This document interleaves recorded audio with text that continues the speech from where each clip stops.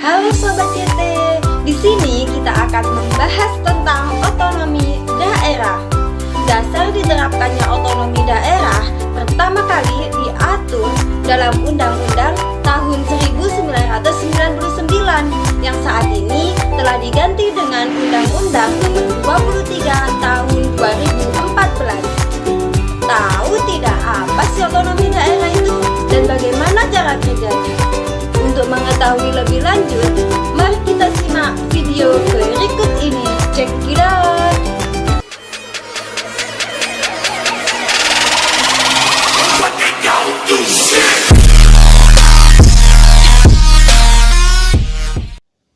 Otonomi daerah artinya setiap daerah diberikan wewenang untuk mengatur kebijakannya secara mandiri agar tidak ada pemusatan kekuasaan di pusat. Kebijakannya sendiri dibuat oleh pemerintah daerah yang disesuaikan dengan kepentingan masyarakat yang ada di daerah tersebut.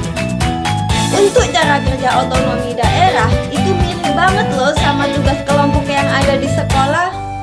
Siswa diberikan kebebasan untuk mengatur kelompoknya di bawah pengawasan seorang guru. Begitupun dengan otonomi daerah. Mimin tahu nggak mengapa harus ada otonomi daerah? Karena otonomi daerah merupakan wujud dari konsep desentralisasi yang menjadi cita-cita reformasi dan baru terrealisasikan pasca Orde Baru. Pada prinsipnya, otonomi daerah diimplementasikan untuk melakukan desentralisasi pada pemerintah daerah. Ada apa saja sih nilai-nilai yang mendasari otonomi daerah itu? Ada 3 nilai yang menjadi dasar otonomi daerah. Pertama, kebebasan. Setiap daerah bebas untuk mengambil tindakan atau kebijakan untuk memecahkan masalah bersama dengan masyarakatnya. Yang kedua, partisipasi. Artinya, masyarakat berperan aktif dalam proses perencanaan, pelaksanaan, dan pengawasan kebijakan publik yang ada di daerahnya. Yang ketiga, efektivitas dan efisiensi. Hal ini sangat diperlukan agar jalannya pemerintahan dapat lebih tepat sasaran. Menurut Undang-Undang Nomor 23 Tahun 2014, urusan pemerintahan dibagi menjadi 3. Yang pertama, absolut. Absolut adalah urusan yang sepenuhnya ditangani oleh pemerintah pusat, meliputi politik luar negeri, keamanan, pertahanan, justisi, moneter dan fiskal nasional, serta agama. Yang kedua, konkuren.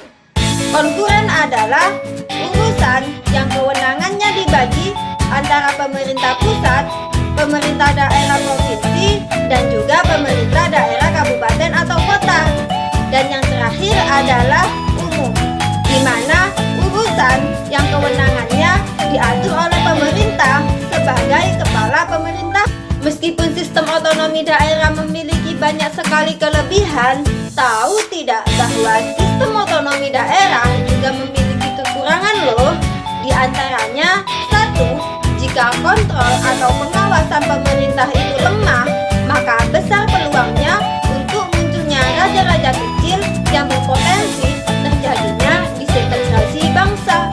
Yang kedua, jika terjadinya permasalahan di daerah, misalnya saja KKN, maka bukan hanya pemerintah daerah saja yang disalahkan, akan tetapi pemerintah pusat juga akan kena disalahkan karena kurangnya pengawasan yang diberikan. Yang ketiga, peraturan yang ditetapkan pemerintah pusat kadang-kadang tidak sesuai dengan kondisi yang ada di daerah tertentu, sehingga menimbulkan multitafsir yang dapat merugikan pemerintah daerah atau rakyat yang ada di daerah itu. Contoh daerah yang berhasil menjalankan otonomi daerah dengan baik adalah Kabupaten Banyuwangi. Karena apa?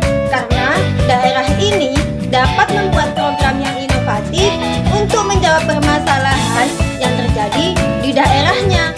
Di bawah kepemimpinan Abdul Azwar Anas, daerah Banyuwangi memiliki berbagai prestasi.